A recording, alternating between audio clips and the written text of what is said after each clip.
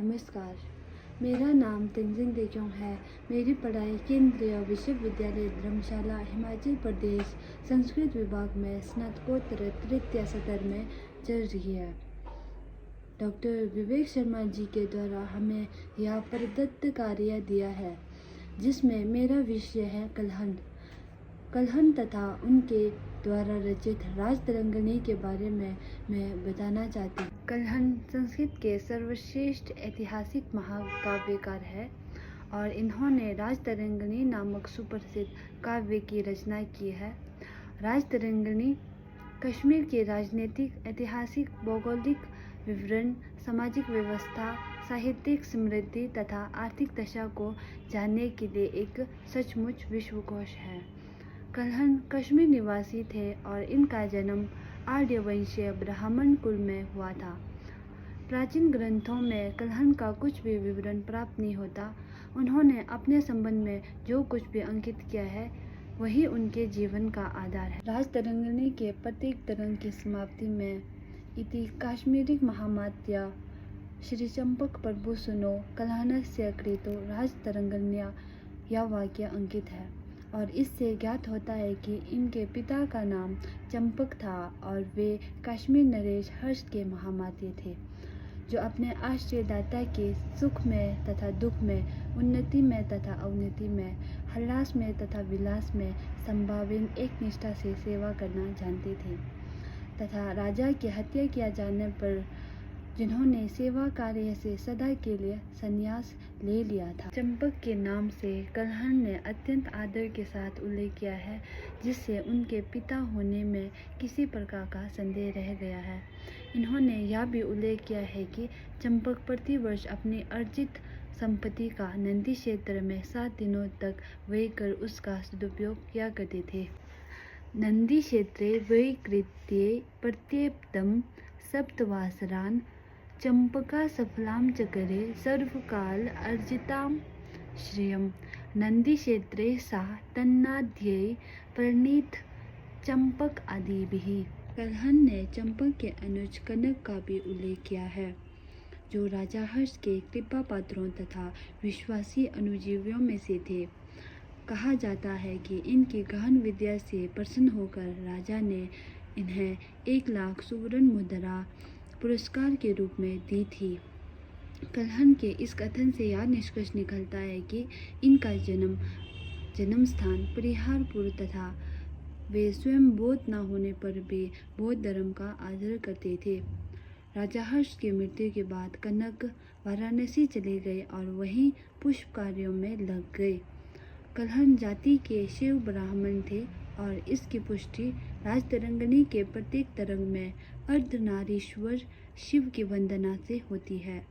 कलहन का वास्तविक नाम कल्याण था तथा वे अलकदत्त नामक किसी पुरुष के आश्रय में रहते थे। कलहन शिव मतानुयायी होते हुए भी बौद्ध धर्म के अहिंसा तत्व के पूर्ण प्रशंसक थे और इन्होंने बौद्धों की उदारता, अहिंसा एवं भावनाओं की पवित्रता की अत्यधिक प्रशंसा की है। राजा के गुणों की ये बोधिसत्व से तुलना करते हैं। बोधिसत्वो असि भूपालको अपि सत्वो अर्जित वरदा कारुण्यम प्राणिषु दृढ़म यस्य दृढ़े महात्मना।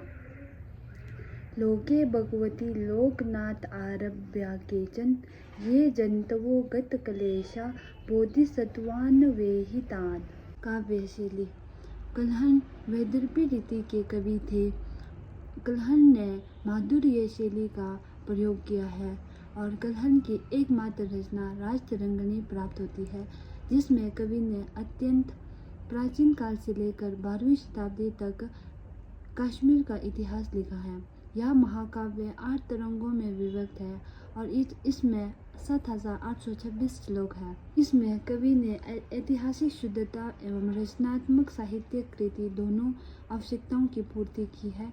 कवि ने ऐतिहासिक तथ्यों का विवरण कई स्रोतों से ग्रहण कर इसे पूर्ण बनाया है।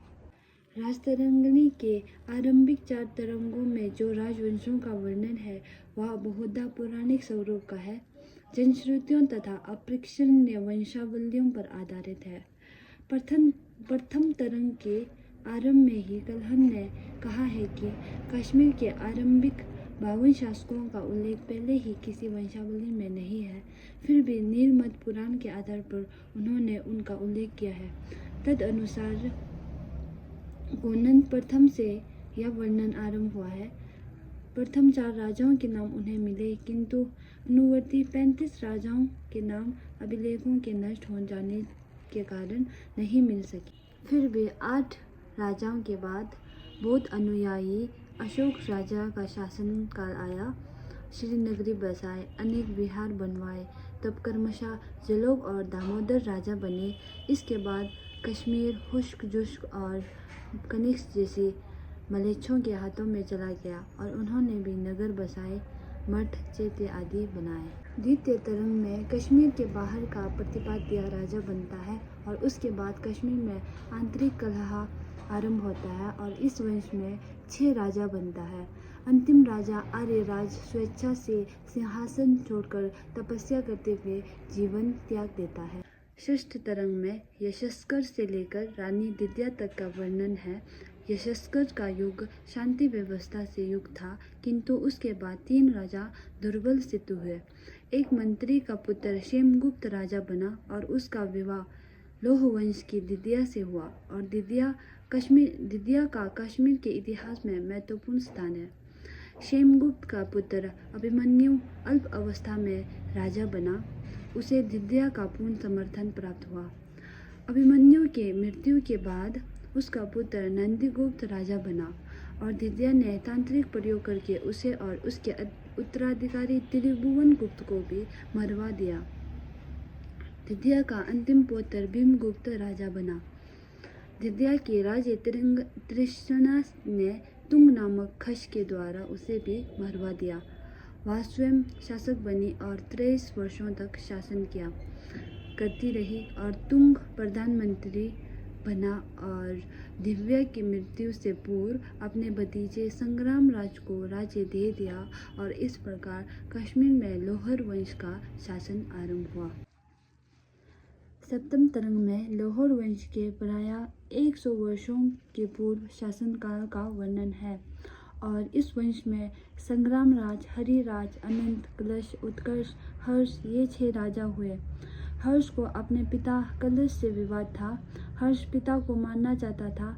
इसी से कलश ने अपने कनिष्ठ पुत्र उत्कर्ष को राजा बनाया था। उत्कर्ष को हर्ष ने बंदी बना लिया। अनंत को भी अपने पुत्र के संघर्ष के कारण आत्महत्या करनी पड़ी थी। हर्ष अत्याचारी तथा निर्दय शासक था। उसने सुत्सल उच्चल के पिता मल को क्रोध से मार दिया और इन दोनों भाइयों ने हर्ष पर आक्रमण किया। उसे भागना पड़ा, किंतु वह अंततः पकड़ा गया और उसे छलपूर्वक मार दिया गया। अष्टम तरंग में कल्हण के अपने युग की घटनाएं वर्णित है। राज सिंहासन के लिए होने वाले संघर्ष और छल प्रपंच की रोमांचकारी घटनाएं इसमें दी गई है। उच्चल से लेकर जय सिंह तक के शासन का इसमें वर्णन है। धन्यवाद।